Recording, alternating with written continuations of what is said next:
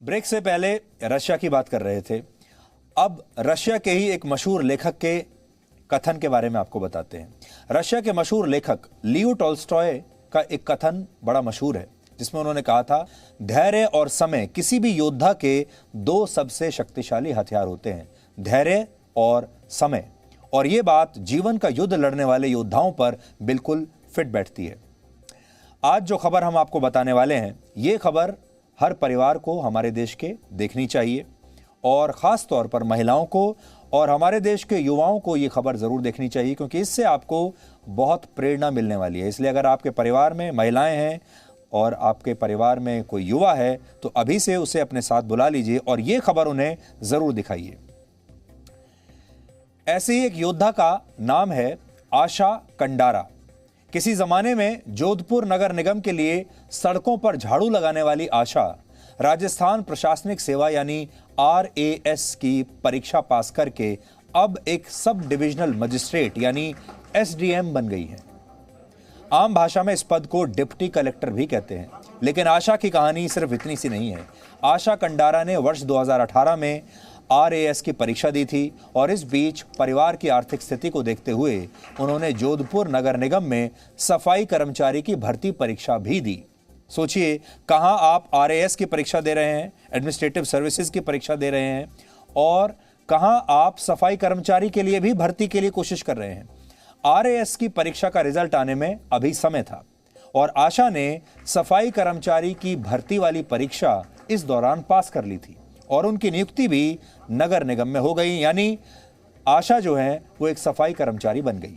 इसके बाद उन्होंने इसे छोटी नौकरी समझकर कभी ठोकर नहीं मारी, बल्कि 2 साल तक सड़कों पर झाड़ू लगाने का काम करते हुए भी वो RAS की मेंस की परीक्षा की तैयारी करती रही और उनकी ये मेहनत आखिरकार सफल रही और आज 728वीं रैंक के साथ ये परीक्षा पास करके वो SDM बनने वाली हैं।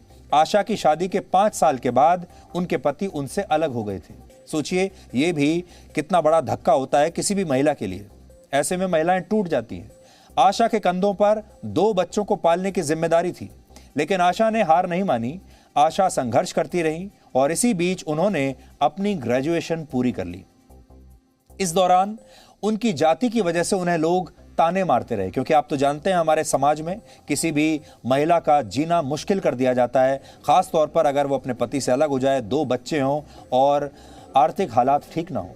आशा कंडारा अनुसूचित जाति से आती हैं। कई बार उनकी जाति की वजह से लोग उन्हें ताना मारते हुए कहते थे कि तुम कहीं की कलेक्टर हो क्या। आपने तो देखा होगा, हमारे समाज में भी अक्सर ये ताने मारते हैं किसी को। जब किसी को ताना मारना होता है तो कहते हैं कि तुम क्या कहीं के कलेक्टर हो। और लोगों का ये ताना ही आशा को दिल में चुभ गया और उन्हें शायद ऐसा लगा होगा कि अब तो मैं आपको कलेक्टर बन के ही दिखाऊंगी। और आशा के लिए ये ताना एक नया लक्ष्य बन गया और उन्होंने कलेक्टर बनने की ठान ली।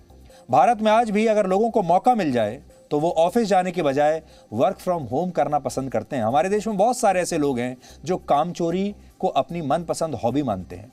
आज अगर उन्हें आप विकल्प दें कि दफ्तर जाना है या घर से काम करना है, तो ज़्यादातर लोग घर से काम करना चाहेंगे, क्योंकि वो कम काम करना चाहते हैं। बहुत सारे लोग ऐसे हैं जो अपनी जाति और पदों का विज्ञापन अपनी गाड़ी पर चिपका कर चलते हैं और जब जीवन में ज़रा सी परेशानी आती है तो ये तमाम लोग अपनी किस्मत को सबसे पहले दोष देते हैं, देश के सिस्टम को सबसे पहले दोष देते हैं।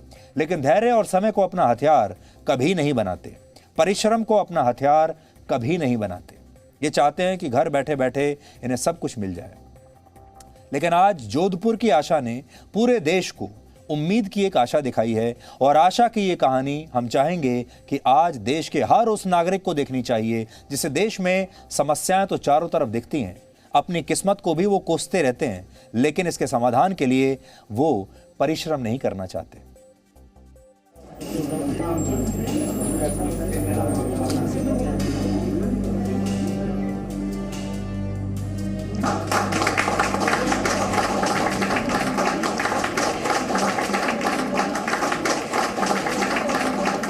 इसका इंस्पिरेशन मैं आपको क्या बताऊं, इंस्पिरेशन तानों से मिला मुझे। बिकॉज लोग ये बोलते हैं कि तुम कलेक्टर हो क्या, तुम्हारे बाप दादा कलेक्टर है क्या, तुम्हारे बाप दादा कलेक्टर है क्या।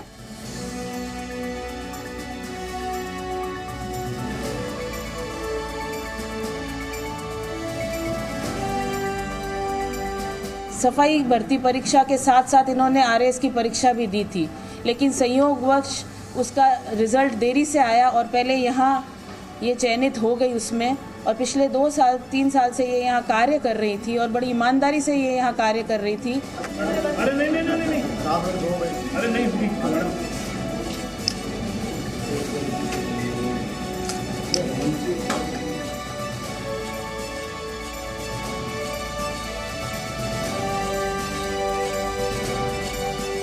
Life is struggle is life. जीवन संघर्ष ही जीवन।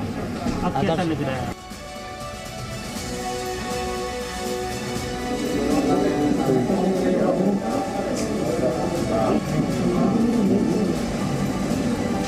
फैमिली का ही सपोर्ट है, फैमिली ही स्ट्रेंथ थी, क्योंकि जब कोई नहीं था वहाँ पे भी मेरे मम्मी पापा मेरे साथ थे, बच्चे हैं, सब परिवार फैमिली ने हमेशा सपोर्ट किया। देश की हर महिला को आज इस खबर से, इस कहानी से प्रेरणा लेनी चाहिए और उनके परिवारों को भी इस खबर से प्रेरणा लेनी चाहिए।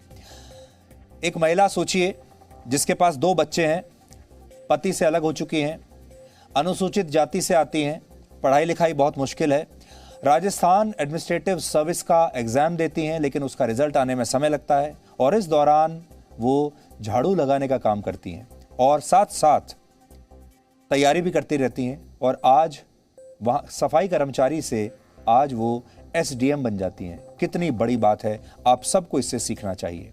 Presenting B News app available on Google Play and App Store. Download it now.